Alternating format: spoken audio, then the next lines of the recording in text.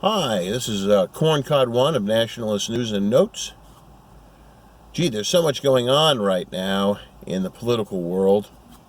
I was going to write an article or two for my blog, but everything is just going so quickly and so fast, and there's so much going on that I'm just going to have to make a few of these YouTube videos.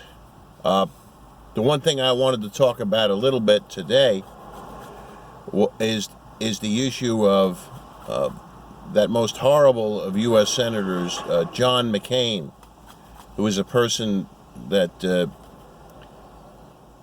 mere mention of his name, it gives me waves of nausea.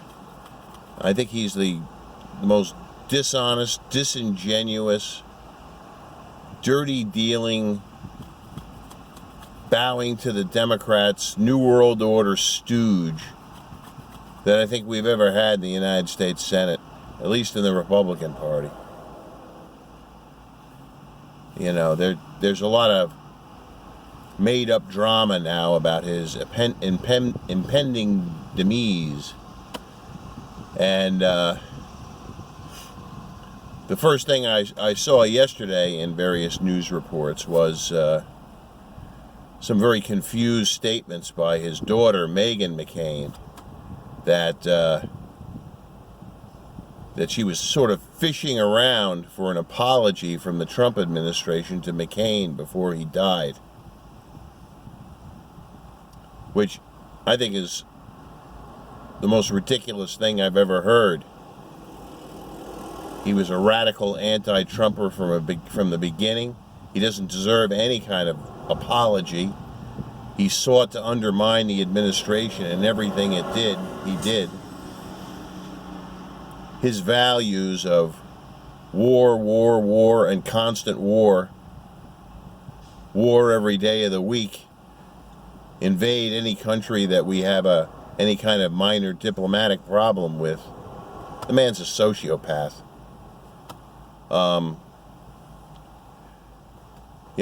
I can't see how a man of peace like Donald Trump, a man that cares about the middle and working classes of this country, would have anything to do with John McCain, the man who deep-sixed Trump's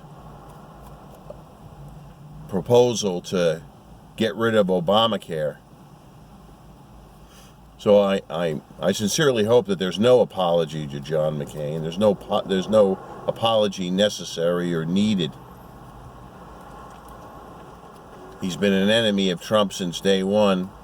I don't know why his daughter is sort of fishing for a Trump apology, while at the same time trying to deny that trying to state that she hates Trump so much that she wouldn't even have a conversation with him.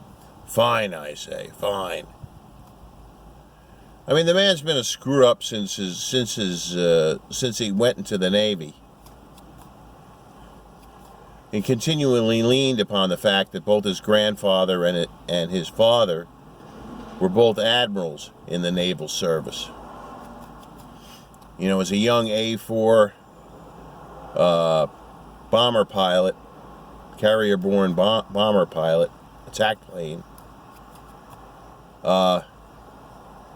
he flew over Spain once and put a large proportion of the country under blackout because his plane hit wires because the man was hot-dogging. Any other naval career would have ended after that. But of course, Daddy had to intervene. And then later, there's a lot of evidence that his carelessness and stupidity caused the USS Forrestal fire in the late 1960s, causing the deaths of 8 enlisted sailors. Apparently, either he or 1 or 2 other pilots that were with him, and it sounds like something McCain would do, while his plane was on the deck, he was fooling around with his Zuni rocket pod button or lever. And somebody, probably McCain, shot a Zuni rocket pod, a Zuni rocket, a ground attack rocket, because he was playing with his equipment like a 12-year-old, into some other planes, which caused a fire, a dreadful fire, causing many deaths. That should have ended a naval career, but no. Good old Daddy had to intervene, and nothing negative actually ever happened. I mean, at the least, they should have asked for him to resign his commission. If not court-martial. But, Daddy should have gone to little Johnny and said, "Little Johnny, maybe it's time for you to be a stockbroker rather than a naval officer.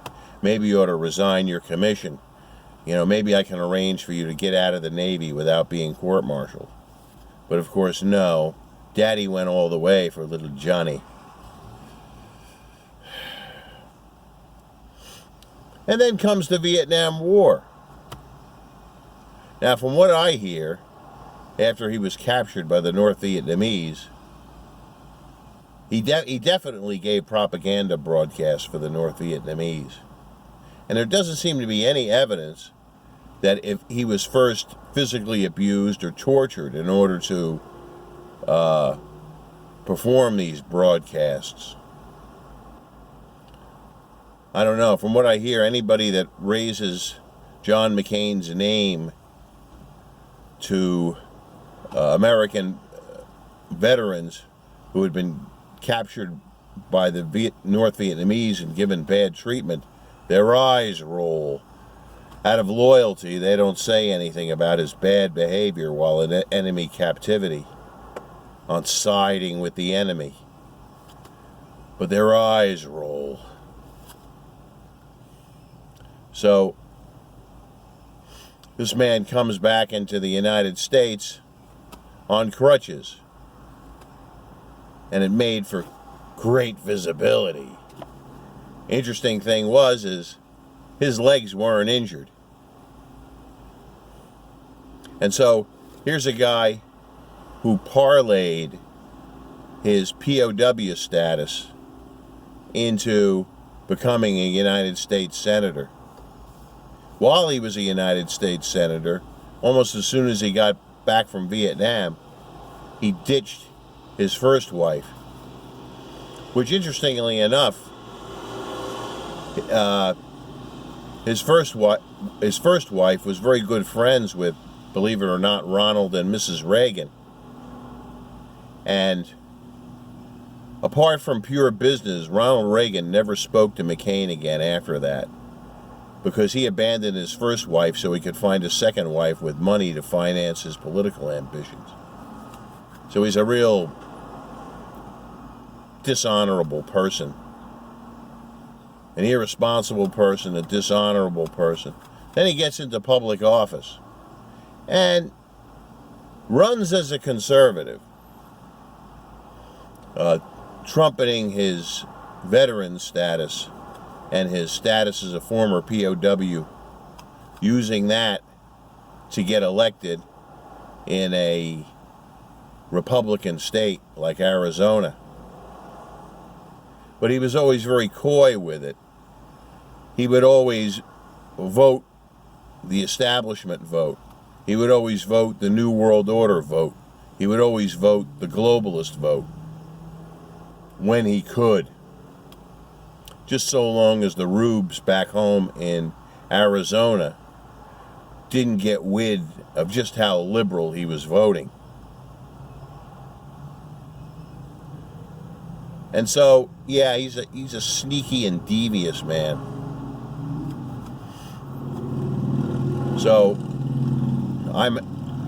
the latest word, which I just got over the web, is that he's going to be resigning from the Senate on July 4th. And I say good riddance to bad rubbish. I think it's a kind of a dishonorable thing where a man uses his veteran status and ex-POW status in a crass way to advance his political objectives. Don't get me wrong. I respect any man who joins a military service in wartime out of love of country. But McCain was the kind of man that just used it as a tool to get ahead in life with the help of Admiral Daddy and Admiral Granddaddy, and acted like an irresponsible fool. Another memory about John McCain, which some of my younger viewers may not have remembered or even heard about, is that back around 1988, the state legislature of the state of Arizona voted to get rid of their Martin Luther King holiday in rebellion against political correctness and neo-Marxism. And this bill was signed by a very good governor of Arizona by the name of Evan Mecham. And I remember reading a report of him having a meeting with Mecham, screaming at Mecham at the top of his lungs. Well, eventually, they found some sort of phony tax issue with Mecham, when he had a large automobile sales company years before he became governor, and he was removed. But this is the kind of man we're dealing with. I think he's the greatest phony in American political life. And the day he departs this life, believe me, there will be no tears coming from my eyes. This is Corncod 1 of Nationalist News and Notes.